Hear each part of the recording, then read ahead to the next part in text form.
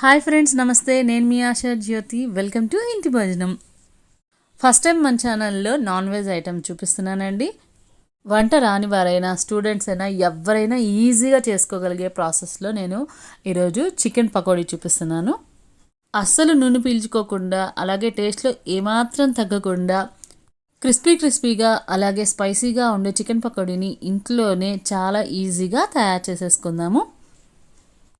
దీనికోసం 1/2 కిలో చికెన్ని మీరు స్కిన్తో అయినా తీసుకోండి, లేదా స్కిన్లెస్ అయినా తీసుకోండి. మీడియం సైజు ముక్కలు కట్ చేసి పెట్టుకొని వాష్ చేసుకున్న తర్వాత రుచికి సరిపడినంత ఉప్పు తీసుకోండి. నేనైతే ఇక్కడ 3/4 టేబుల్ స్పూన్ వేస్తున్నాను. అలాగే పసుపు, ఇది మీ ఆప్షనల్ అనమాట. మీకు ఇష్టం ఉంటే వేసుకోండి, లేదంటే లేదు. కానీ నాన్ వెజ్లో పసుపు వేసుకుంటే చాలా మంచిది.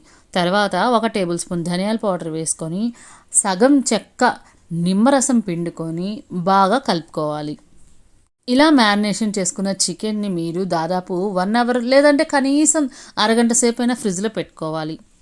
ఇప్పుడు మసాలా పేస్ట్ కోసం ఒక మిక్సీ జార్ తీసుకొని దాంట్లో 1 టేబుల్ స్పూన్ జీలకర్ర, అలాగే ఒక చిన్న ముక్క దాల్చిన చెక్క, 4 లవంగాలు, ఇంకా 4-5 మిరియాల గింజలు. మీ దగ్గర అల్లం వెల్లుల్లి పేస్ట్ ఉంటే 1 టేబుల్ స్పూన్ వేసుకోండి. లేదంటే ఇక్కడ నేను చూపిస్తున్న విధంగా కొంచెం అల్లము, 4-5 వెల్లుల్లి రెబ్బలు వేసుకోవాలి. ఇంకా ఘాటుగా ఉండే కారము 1/2 టేబుల్ స్పూన్, కొంచెం కసూరి మేతి వేసుకోవాలి. దీని రుచంతా కూడా కసూరి మేతితోనే వస్తుంది. దీనిలో 1 టేబుల్ స్పూన్ నీళ్లు పోసి మంచి పేస్ట్ చేసుకోవాలి. ఇప్పుడు మ్యారినేట్ చేసి పెట్టుకున్న చికెన్ని బయటకు తీసి దీనిలో ఈ పేస్ట్ని వేసుకోవాలి. ఇది 2 టేబుల్ స్పూన్ల క్వాంటిటీ అనేది వస్తుంది. ఇక్కడ నేను 1/2 కిలో చికెన్కి చెప్పాను కదా, వీటన్నిటిని డబుల్ చేసుకున్నట్లయితే మీరు కిలో చికెన్కి కూడా చేసుకోవచ్చు.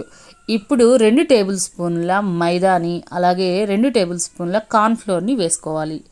కార్న్ఫ్లోర్ ప్లేస్లో మీరు బియ్యం పిండిని కూడా వాడుకోవచ్చు. ఇంకా 4 పచ్చిమిర్చి చీలికలు, అలాగే కొన్ని జీడిపప్పు పలుకులు వేసుకుంటే టేస్ట్ చాలా బాగా ఉంటుంది.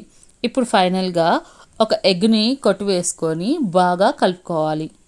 ఒకవేళ మీకు మసాలా అంతా జారుడుగా అనిపించినట్లయితే కొంచెం మైదాని కానీ, లేదా ఇంకొంచెం బియ్యం పిండిని కానీ కలుపుకొని కొంచెం టైట్ చేసుకోండి. చూడండి, ఈ విధంగా ముక్కలకి మసాలా అంతా పట్టించాలి. దీనిలో మీకు ఇష్టం ఉంటే కొత్తిమీర కూడా యాడ్ చేసుకోవచ్చు. నేనైతే కరివేపాకులు యాడ్ చేస్తున్నాను. ఇప్పుడు స్టవ్ మీద బాండి పెట్టుకొని నూనె పోసుకొని బాగా హీట్ ఎక్కిన తర్వాత మాత్రమే వీటిని ఒక్కొక్కటిగా వేసుకోవాలి. ఇలా వేసుకునేటప్పుడు మనకి స్టవ్ మీడియం ఫ్లేమ్లో ఉండాలి. చికెన్ బాగా ఫ్రై అవ్వటానికి, అలాగే లోపలవంతా కూడా కుక్ అవ్వడానికి మనకి 3 నుంచి 4 నిమిషాల టైం అనేది పడుతుంది. నూనెలో చికెన్ వేగుతున్నప్పుడు చిటపట సౌండ్ వస్తూ ఉంటుంది కదా, ఇవి పూర్తిగా ఫ్రై అయిన తర్వాత ఆ సౌండ్స్ అనేవి రావు. ఇదే గుర్తు. చూసారా, కొంచెం కూడా నూనె అనేది పీల్చుకోలేదు. అంతేనండి. ఇలా ఫ్రై చేసుకున్న వాటిని వేడిగా నిమ్మకాయతోటి, అలాగే ఉల్లిపాయలతోటి, కొంచెం కొత్తిమీరతోటి గార్నిష్ చేసి సర్వ్ చేసేసుకోండి. తిన్నవారు ఫిదా అయిపోవాల్సిందే. మరి మీరు కూడా తప్పకుండా ట్రై చేయండి. మీకు ఎలా కుదిరిందో నాతోటి కామెంట్ సెక్షన్లో షేర్ చేసుకోండి. అలాగే ఈ వీడియోని మీ ఫ్రెండ్స్కి, రిలేటివ్స్కి షేర్ చేయండి. మరిన్ని రెసిపీస్ కోసం మన ఇంటి భోజనం ఛానల్ని సబ్స్క్రైబ్ చేసుకోవటం మాత్రం